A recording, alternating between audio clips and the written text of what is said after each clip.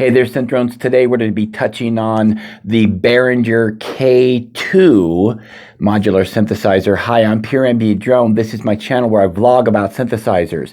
Hit the subscribe button, tap the bell, connect with me online at pureambientdrone.com. The links are in the description and a comment below. Behringer K-2 is announced today and it is on its way to stores. That doesn't mean you're going to be able to just go to the stores today and order them. But what is this K-2 all about? Well, it's their take on the Korg MS-20 in modular form. Now, you know Korg reissued their MS-20 and they also reissued it in a modular form as well. I'm not going to say that the Behringer K-2 is the exact clone of the Korg MS-20. I have yet to hear it, and there's something that's very distinctive about the Korg MS-20, and that's the dirty filter. The filter is filthy dirty. I own one of them. I love it. I'm going to keep it. It's one of my keep synthesizers. I believe that Behringer is going to have to really nail it on the filter, because one of the complaints that people had about the Korg MS-20 was that the filter was so dirty that there was some noise that was leaking through, and, you know, a little hiss there and there. And I think that that dirty filter is what really gives the Korg MS-20 its character. So I'm really curious to see what the K-2 is going to sound like. I would love to have one here in the studio to compare side by side with my MS-20. But because I have the MS-20, I am very reluctant to pull the trigger in buying the K-2 for myself, just because I've already got a synthesizer that can do what it can, and I don't really want to part with the MS-20. So yeah, but here's the real news about it is that Behringer on their Facebook this morning is announcing that yes, it's coming to the stores. It's shipping, but their big thing is that they kept quiet about it. They mentioned the complaints about people, you know, moaning and groaning that there's a lot of hype, but it takes forever for the products to get out. And then this was one that they were kind of hush about. Well, they were kind of hushy about it, but they did leak a photo where it was kind of up there near a neutron, and so it did leak out there. And I think that that might have been purposely done. I mean, it's marketing, and you can't blame them for doing it. But hey, I tell it like I think it is. I may not always be right, but this is my opinion. I love Behringer. There's nothing wrong with what they did if that's what they did.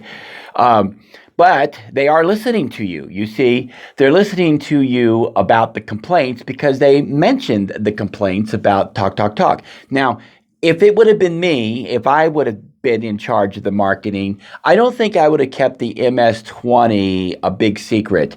The K-2 a big secret. And I'll tell you why I wouldn't have kept it a big secret. It's because there's already an alternative out there. So there's no wow factor there. There's no like, oh, there's a K-2 clone of the MS-20 and I just got to buy this because there's nothing else out there. No, that's not happening with this, because the market is already saturated with MS-20s on the second-hand market, and as well, they're still available new. Don't take this wrong. I'm not bashing Behringer. It's great that you're going to be able to you're going to be able to polychain these, okay? So think about this for a moment. You're going to be able to take up the 16 voices of essentially an MS-20 clone and polychain them together. So that's really cool, all right? Especially if you don't own a sampler that will allow you to do that. Now, I have a sampler where I can sample a monophonic synthesizer and get some, you know, polyphonic sounds out of it. But for those of us who don't have that option or don't want to go that option, want to go with the real deal, then the K-2 is going to be an awesome alternative. But getting back to the reason why I don't think I would have kept this a secret is because this is really something they really need to be talking about, because the market is so saturated. They need to be telling us why it's a better alternative than the original Korg, and don't use price as a catch point. It's going to be going for $299. And the Korgs are going for around $499. Correct me in the comments if I'm wrong about that. I'm just doing this off the top of my head. But the Korg is the original deal. I mean, these guys are the original makers of it. So you get a keyboard, okay, with the Korg MS-20 keyboard. There is a modular. I think it's been discontinued. You guys can mention that in the comments below as well. But here's the thing. If you're going to make something that's already on the market, you got to tell me why it's better than why, other than just price. I need a little bit more. And if you don't have something more to offer, then maybe you should start hyping it up a year or two before you release it and get people excited about it, because it could just fly under the radar. That's just my opinion. Now, what I would keep a secret, now this would be really cool. This is what I would really keep a secret, is a Jupiter 8 clone. I would keep that a secret, and I'll tell you why. You're going to have a lot of people screaming and hollering and angry that you talked about it and it hasn't come out for 1 or 2 years. You're going to get pressure to get it out there. Your people are going to feel the pressure. I mean, your employees read comments, okay? Your employees read about what's going on. They're checking out the online forums. They're watching videos like this. If they're going to be making a Jupiter 8, I would keep that a secret and then bam, slam that onto the world. And you know what? With Behringer's name out there for synthesizers growing the way it already is and has, it would be no time before everybody in the world would be screaming Behringer has made a Jupiter 8. And that would be really cool for them to do. But I don't think that the MS-20 was the synthesizer they should have kept a secret, because Korg has already done it. Korg has done a fantastic job. And I don't want to trade my Korg in for anything else, because I love my Korg. With that being said, for $299, if this thing sounds like the MS-20 and it's modular on top of that, go for it, guys, because that is a great deal, especially if you don't already have the Korg MS-20 or you want something in your modular rack.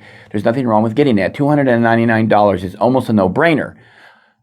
But when I say it's almost a no-brainer, you have to take into account that they're also going to be coming out with a whole bunch of other clones. And you know, $299 times 5, 6, 7, 8 synthesizers is going to add up pretty darn quick. You're still going to be below some of the price points that DSI, well, I should say Sequential now.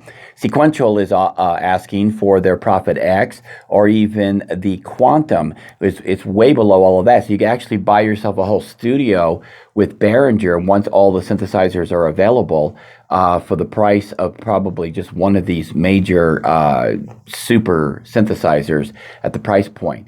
So yeah, Behringer is definitely the way to go. The only problem I can foresee in the future about everybody buying Behringer studios is that everybody's going to start sounding like everybody else. I mean, if you want to sound different, you got to have unique synthesizers. That's the only downfall I have. And I've said this before, but I also said in a few videos back that Behringer was going to surprise us with something. This is no surprise to me, because I already knew it was coming, because I saw the leak photo, and it was never confirmed in the leak photo, but I kind of figured that, hey, if it's in the picture, they're going to do it. I mean, it's just their way. And, my background is in marketing, and so I understand some of the tricks, and I see it. With that being said, I still would like to have a K2 here in the studio next to my MS-20, but I don't see that happening, because I'm not going to pull the trigger on this one for myself. I'm waiting for the UBXA. I say that every time when I mention what I want to get from Behringer. I want the UBXA. I want that. I want that. I want that so badly. And I'm holding out for that one. And when I get that one, I'll be doing lots of videos for you guys to enjoy. And anyway, what do you guys think? Leave a comment below. You guys have some of the best comments that I know of in the YouTube community for synthesizers. You guys are so smart. You're so intuitive. It's just amazing some of the things that you guys come up with to add to my videos. I love the way that you guys are courteous. Thank you guys for building this community here. And I mean this from my heart. I mean, you guys are awesome. And while you're thinking about what to comment about, check out some of my videos that are either already popping up or going to pop up. And until next time, check out pureambientdrone.com. There's links to all the places I'm involved to with synthesizers on the internet. Keep calm and synth on.